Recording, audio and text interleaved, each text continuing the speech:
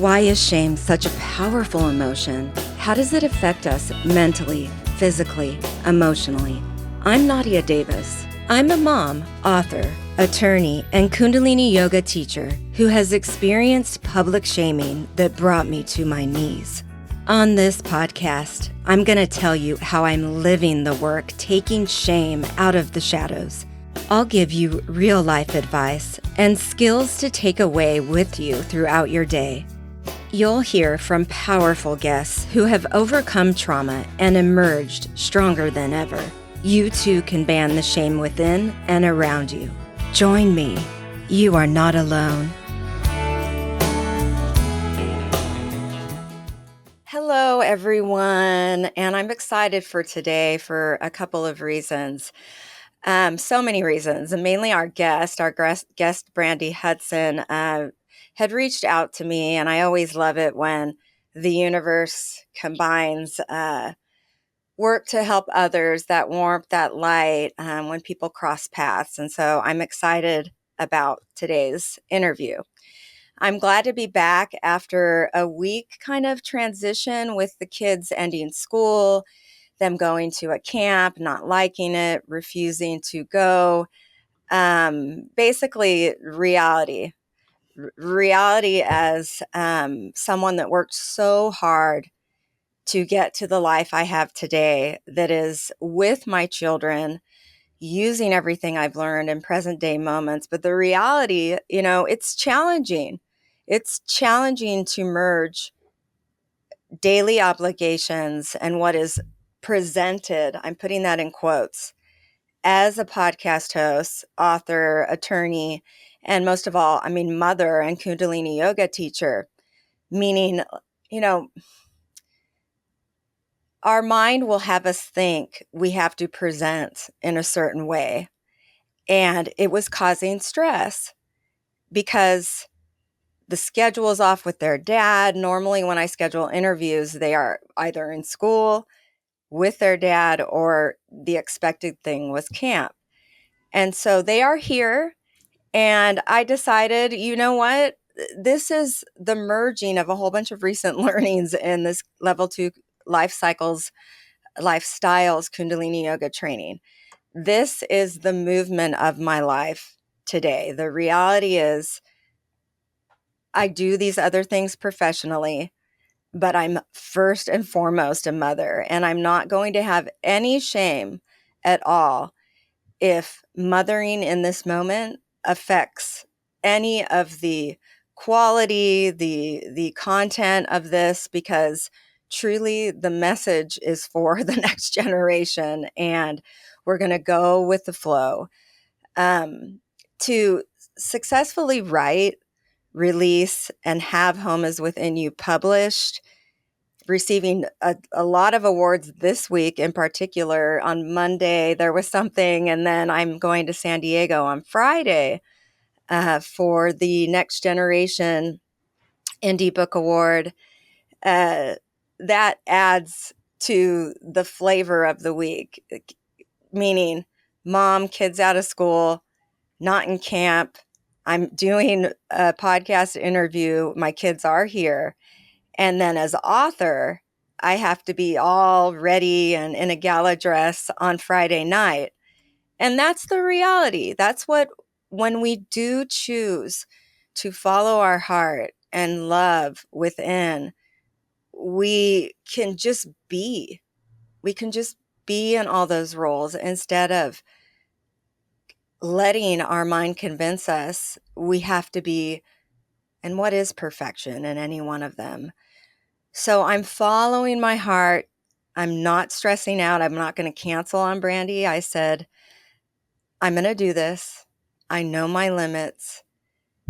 I know I will cut back as long as I'm not sabotaging my soul and the callings for this work. And today is merging everything beautifully. So thank you, Brandi, for still being here and going with the flow. Well, thank you so much for having me, and thank you for really leaning into all those things, right? I think we sometimes do think of our lives as these separate parts, and part of the work that I do is really around, like, it's very holistic, right? Like some people want a professional coach and then a health coach and then or they think of their life in terms of like, this is my health and this is my job and this is my family and these are my relationships. And it's impossible for those things to be separate because you are just one whole being. And so the more we lean into that, the more beautiful resonance we have with ourselves and the more Right. we align with who we're meant to be, right? Right. And the home within me that I built comes, I mean, it is alive and kicking in the present day mothering moments. And I share some of those in episodes I call story time on the podcast. And in things I write, I just love it. I just love being, a more present mom.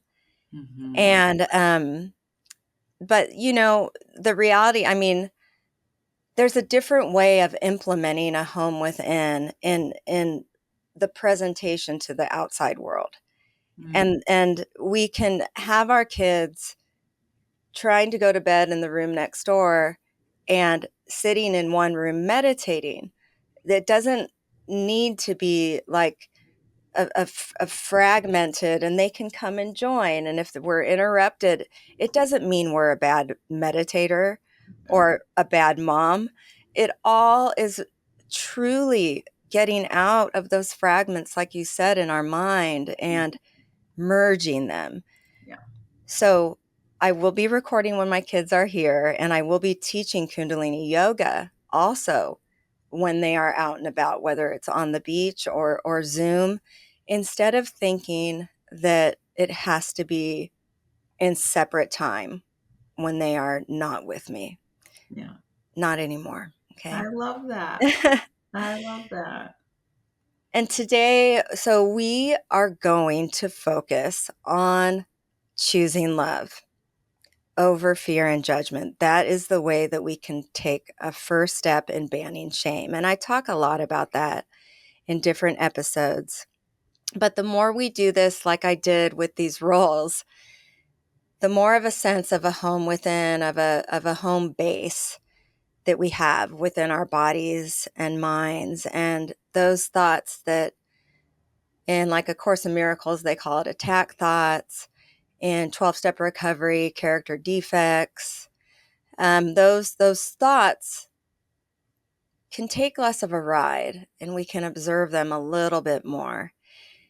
So today's guest has figured that out in her own beautiful way.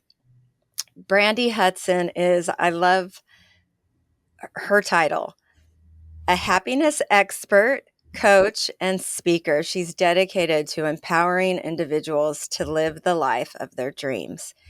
She has 20 years of experience in corporate leadership roles, and she found her true calling in guiding high achieving individuals, especially entrepreneurs. It's funny that, I mean, this is exactly what we were talking about, especially women that are in this venture capital or venture backed companies to cultivate authentic happiness and fulfillment. So merging those roles, right? Yes, absolutely. She has a proprietary B.A.S.E process or base process that we'll have her elaborate on if she would like. It's beliefs, alignment, self awareness, and emotional resilience. I love that. And as a happiness expert, a, a incredibly unique blend of spiritual wisdom and practical tools to help individuals tap into the quantum field and align with the laws of the universe. I love it. So, my first question, okay, what does the word home evoke in you? Oh, I love that. First and foremost, Nadia, thank you so much for having me today. It's a pleasure to be with you. And I'm really excited for this conversation. I think when I think of home, it evokes so many things in me, right? It's so beautiful. Like I think of home as a child, and I think of um, being with my parents who were very young when they had me. And there was a lot of movement, for lack of a better word. Sometimes it felt like chaos, but right, there was a lot of like trying to figure out, right, like, was I going to be with my grandparents or was I going to be with them, and how we can get to all the things. And they really worked very hard to send me to kind of private schools. And so there was a lot, but they were far away from our home in Detroit. And so there was always Mm, a lot going on. And they managed to keep all the balls in the air, which I'm very grateful for. But it wasn't always as settled, right, as right. um, as I try to do now in this place and time. And then I think of home kind of in my present day. And I've worked really hard. I have a 7-year-old son and a husband Yeah. of nearly 10 years in January. And, really trying to have think of home as wherever we are, right? When the three of us are together, it really is home. And that can be on vacation, it can be walking through a national park, or it can be like here in our home, right? And it's a place Mhm. of solace and a place of peace and a place of love. And there's lots of joy in that home. Yes. And in your heart, have you created that sense of home, and or what, like, how it does shame show up and separate you from these moments of being present? I just believe that shame is one of the strongest emotions that separates us from that sense of having that, Yeah. whether in our surroundings or in our heart. Yeah, And I'd love to talk about that. So, shame is for sure, right, by all accounts, the densest of all emotions, right? So, when we have shame about anything that has happened in our life, it really disconnects and separates us from like who we are meant to be in this lifetime. And so, for me, I've done a ton of work around shame, right? Like, I used to have a lot of shame about, right, like if I think back, the schools we went to were very fancy and we didn't have a lot. And I always, like, I didn't want the kids to always come to our home because it wasn't as big as theirs. It wasn't in the same fancy neighborhood as theirs. yeah. And there was always kind of this disconnect, right, between who I was in my experiences and what I wanted them to be. And in that, there is Mm. shame, right? And so, really, How do or you define shame? Like, how did it something that you feel to would you before we talk prefer. about the effect? Yeah. Yeah, I think of it as an energy of not wanting someone to have an awareness about something about you, something that has happened to you, or something that you have been a part of, and So you it's would much fear. prefer. Well, I think fear is a little bit of a different emotion, but yes, I mean, I kind of like Yeah. there are nuance between the two, but I really Right. think of it as like not wanting the world to know something, right? And fear, I mean, I won't go into fear, but that's how I kind of outline shame. And so, I think, right, the opposite of it is I always say to my clients, and when I'm speaking, this idea of shame is really um, interesting because there are basically 8 billion people in the world that have something that they would prefer no one knew about them.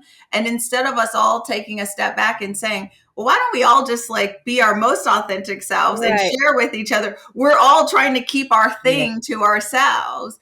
And my husband, when I didn't know him at the time, but out of undergrad, he worked for the CIA, so he had top secret clearance. And I was like, "Oh, how do you get top secret clearance?" I was so intrigued by this, and I'm like, "Do you have to have this like perfect background, et cetera, et cetera?" And I am not speaking for the CIA, but what my husband said at the time was like, "No, it is actually about." Being willing to share anything about yourself so that this other countries can't hold it against you.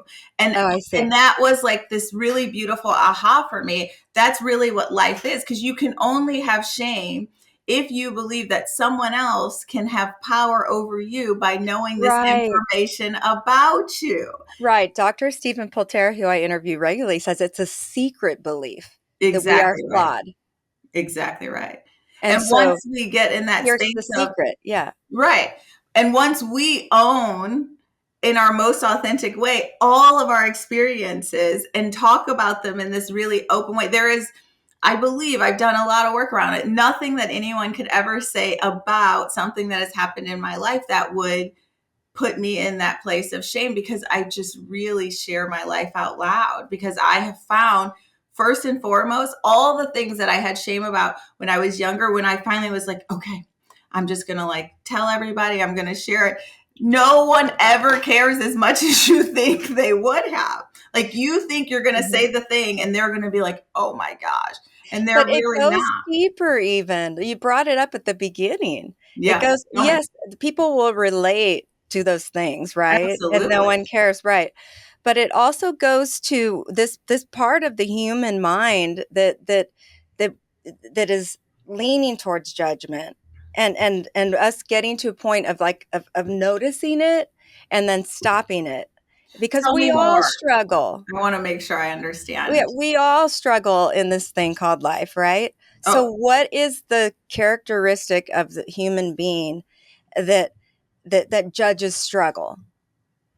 You know, that judges whatever act somebody did that wants to judge. That is the survivalist mode in us that on extreme that we have to judge to survive.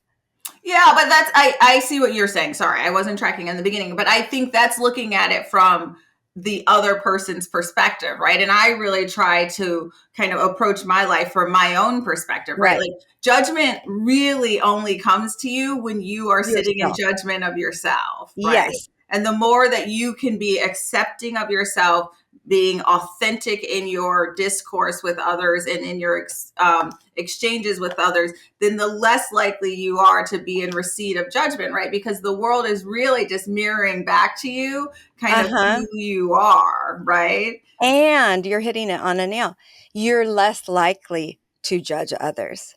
You're less likely to Right. project Exactly. shame And onto your judgment others. of others is really your deep judgment of Exactly. yourself, right? And Right. so it's just this very circular experience that we're having in the world. And that pattern cannot stop until you deeply understand it.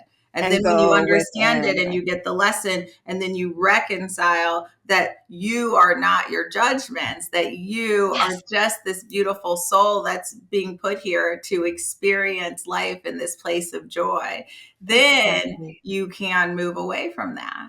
Exactly. Yeah.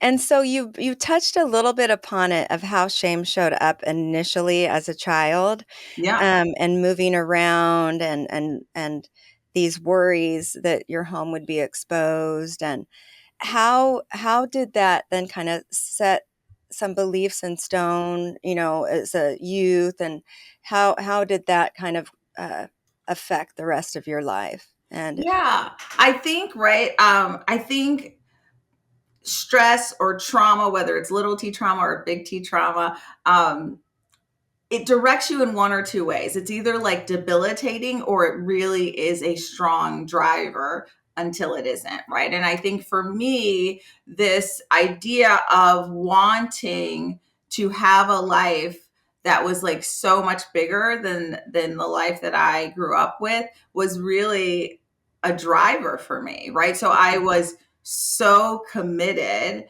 to being excellent in all of the things, right? So I was a, scholar athlete and captain of the team and got a full ride, and also got academic scholarships and went to a top 20 college and became a manager at a young age. And so I was just really driven for, how do I create this life that is different from my life now? This life that is doesn't have these same worries that I saw my parents have. Like I said, they I kept all the see. balls in the air, but there was all of this kind of, concern, if will the balls stay in the air. And so I was very driven, and how I got to this place, which I'm grateful for, but you start to realize that there's no accolade that you will ever achieve that will replace the emptiness that you feel, because you're trying to create this thing to demonstrate to the world that you've made it, whatever that means, Right. like, quote unquote. And so then when you step back and you realize, like, oh, there's no amount of success,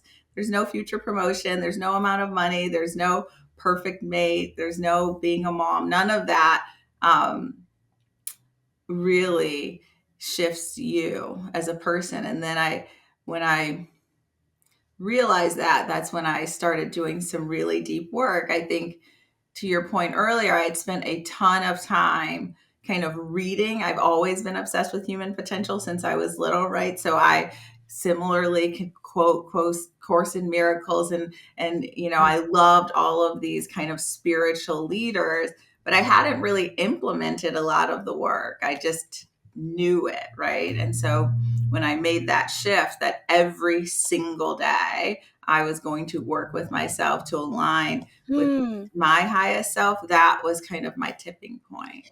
And when was that? That was just before Charlie was born. So So your about, soul, that was your soul, that was your truth yes. And calling I and also read a choosing book. love. As I started, Say it you were again. choosing love Yes. over the fears and judgments. You were following that soul calling. And so then how did things you knew, like my truest form is infinite, whole, divine, complete, and these are just thoughts. How did you get there?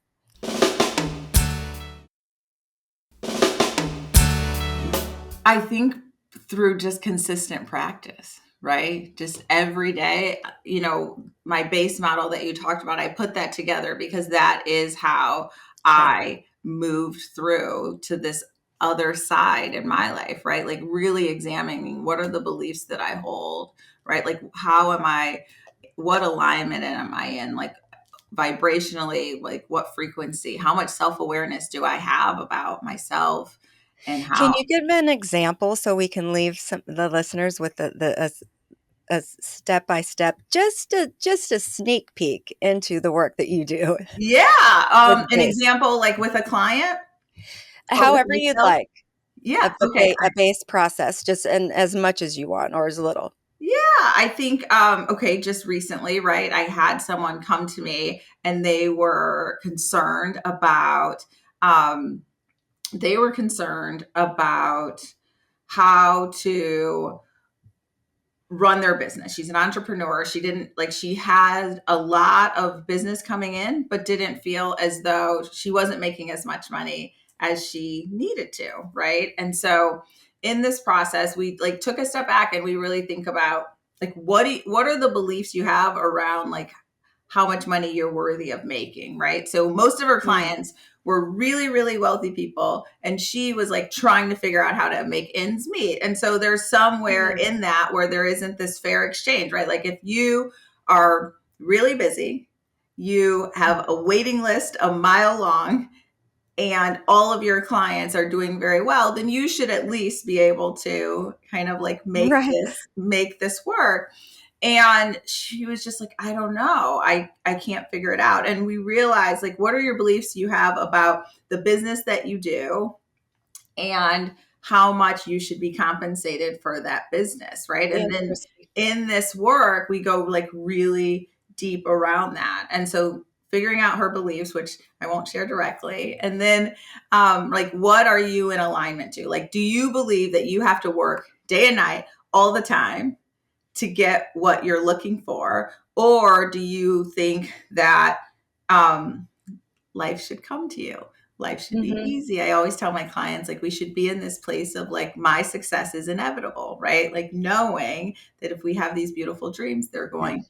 to come to us. Because why Yes. would we have a dream if it wasn't meant for us, right? Um, Yes.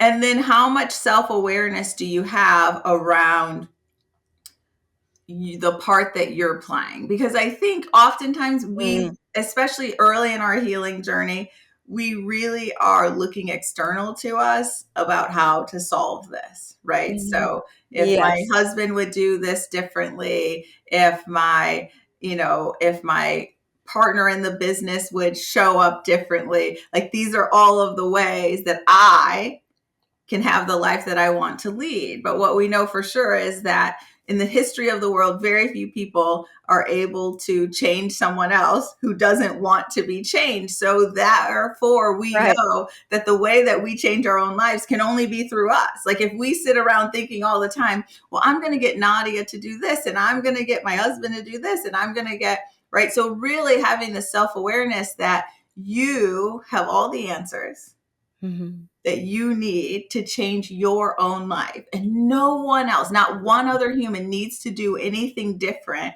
for your life to change. Now, when you change, when That you is shift, huge. yes, I love that.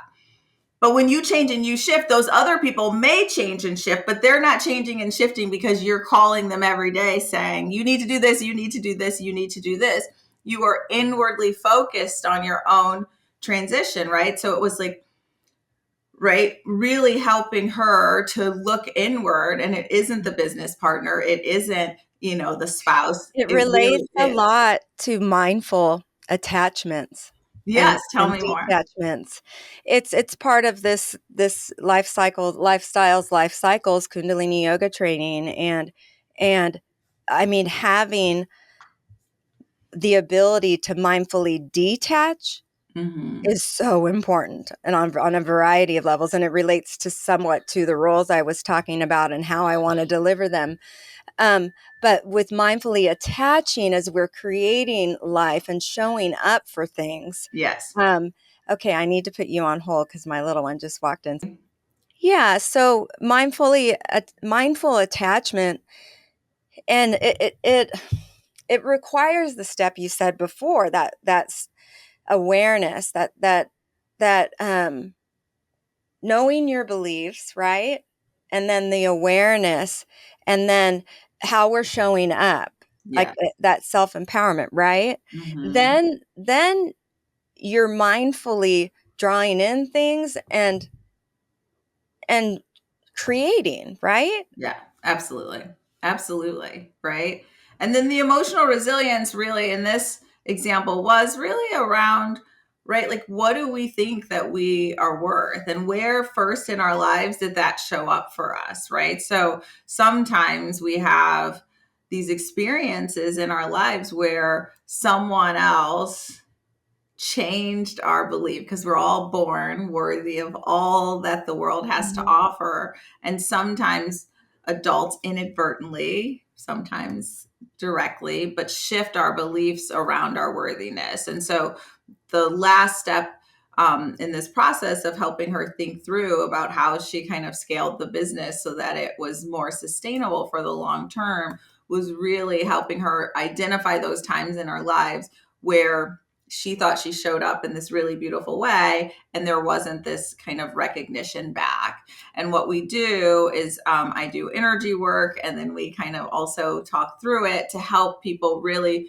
release A core the, belief. yes, and well, and release the attachment to that past experience, right? Wow. So that we can live in this present moment. We keep all the wisdom from those occurrences, but we release that emotional, that dense emotion that keeps Mhm. pulling us back to the past. And that's how patterns are created, right? Because we Yeah. haven't released that dense emotion. And so when we release those dense emotions like shame, fear, anger, worry, then we can live kind of in this present moment with those high vibration emotions of love, joy, peace, I happiness. love it. That's Yeah, beautiful. thank you. That's beautiful. Yeah, and then to end the story, she Yeah. ended up in a very short time increasing kind of revenue for the organization by 3x, right? Because she really was able to see that she had all the power, and that the product that it was not about the product, it was not about the partner, it was really just about this, these Believing in beliefs, her own worth of her what she's own offering. worthiness. Yes. Well, you just helped me with an endeavor I love with that. expanding the Kundalini yoga teaching. It's exactly kind of these learnings of, yes, as a teacher. And thank you for sharing that story. Thank you Oh, so much. sure. Thank you. Um, so with you, transforming shame into power, you use Yes. that technique. Um, And how does it show up, you know, today? It still shows up. How does your mind separate you from that base? And in those moments when you're observing it, you know, as a successful woman, and share what you're doing today, um, we still struggle. well, I don't like to call it Struggle. struggle. I try not to Okay. use that, but um, You're what right. I do in my life, right? Like I've done so much deep work, and my biggest learning from it was really, I think of any time that I feel off track, anytime. I mean, Nadia, I'm pretty vigilant about it. I expect for my life to always go as planned. I have that expectation. I set Yes. that intention every single day. And anytime in the smallest way that life doesn't go off track, I believe that God, the universe, whatever you want to call it, is trying to get my attention. And then I sit very, very still and I ask, what is the lesson in this? So if I'm walking out the door and I trip down the steps, I'm like, oh, you're trying to get my attention.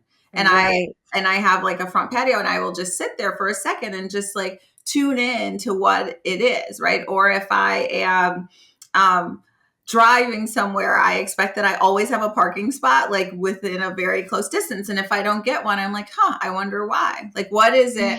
And so I've moved from kind of navigating these really big things, and not that they don't show up.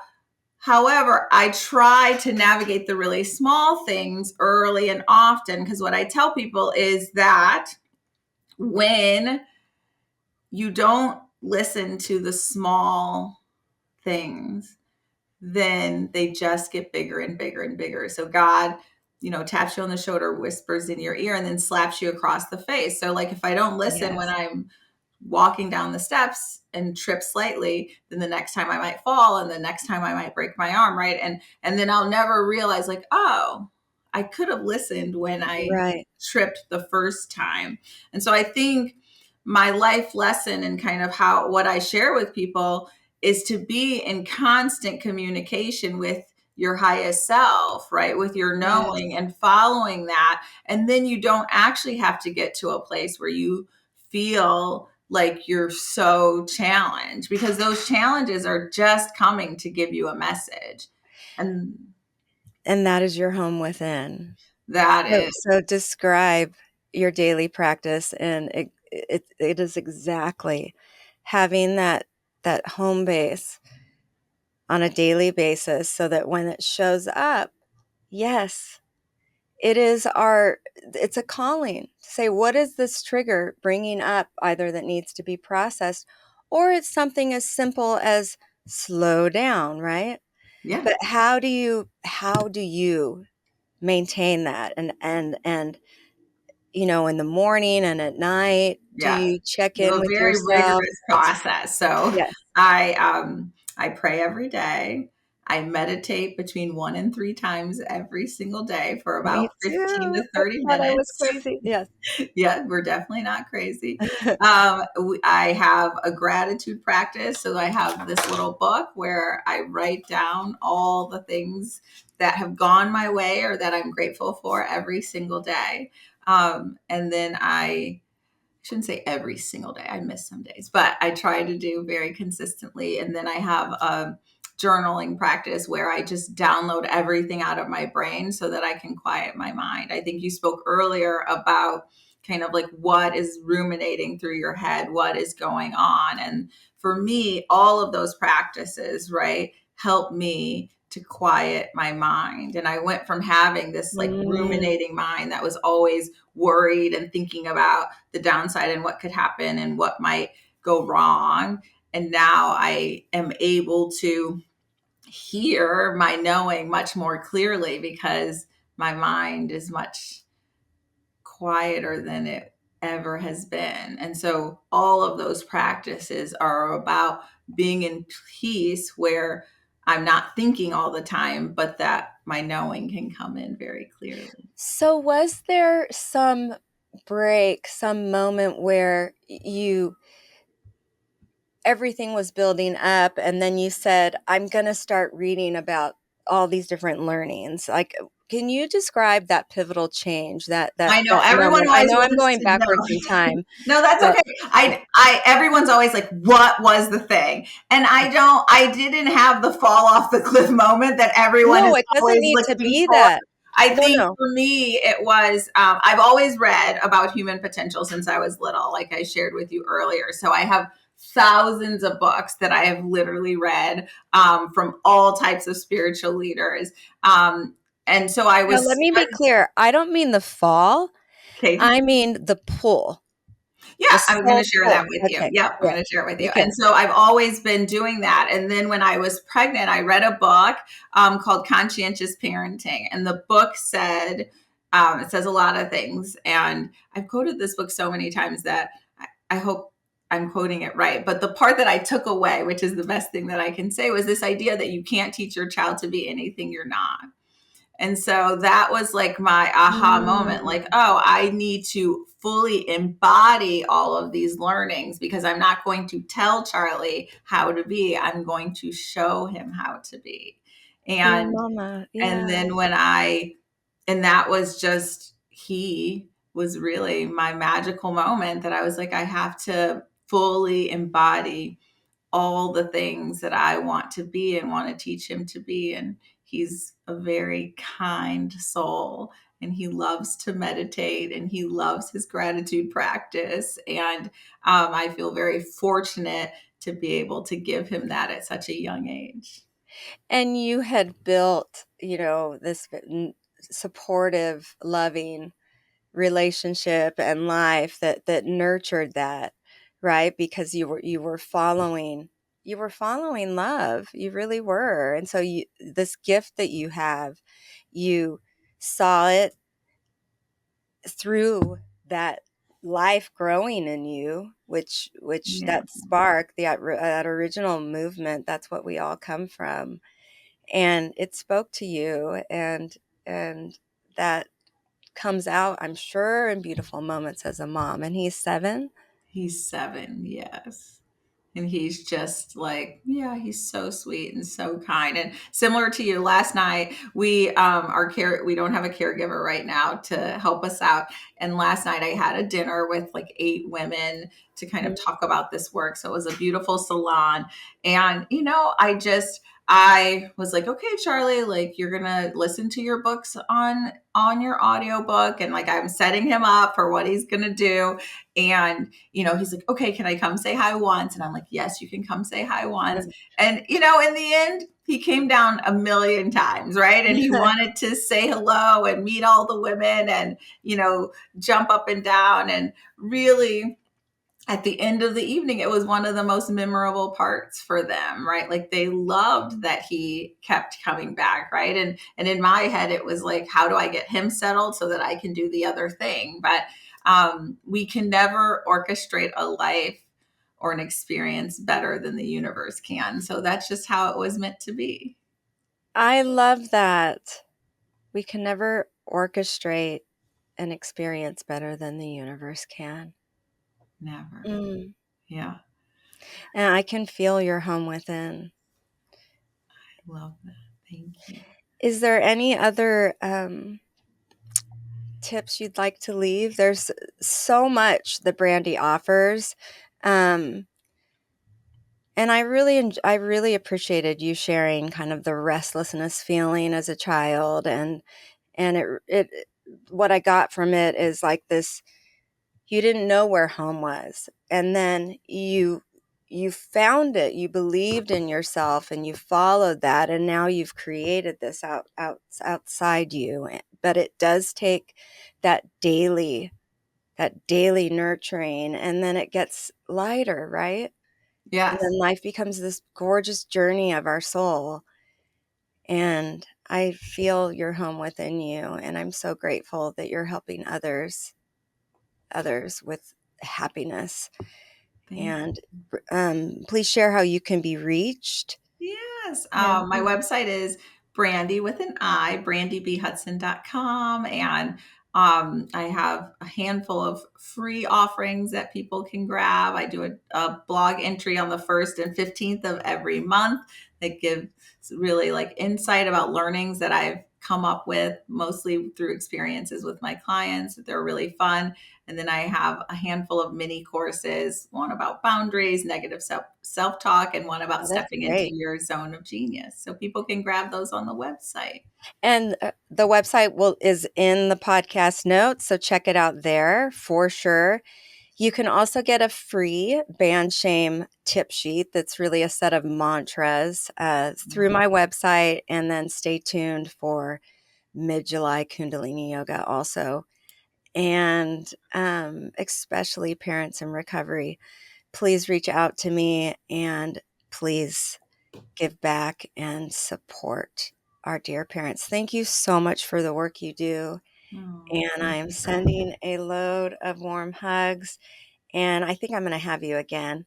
I love that. I'm sending you lots of hugs back, and I'm so grateful for our time together and for the work that you're doing to really shed such a beautiful light on shame so that we can start to disperse it. Right? Yes. Yes. It's beautiful work. Yes. Thank you Thank for you. being here. Thank you. You are not alone. If you are dealing with shame and trauma, please reach out to me through my website, nadia-davis.com. You can get a free Ban Shame tip sheet and find out about upcoming events. I'd love it if you picked up my book, Home is Within You, wherever books are sold. If you like this podcast, please tell a friend, leave a review, and make sure to follow me on Apple, Google, Spotify, or wherever you get your podcasts. Sending warm hugs.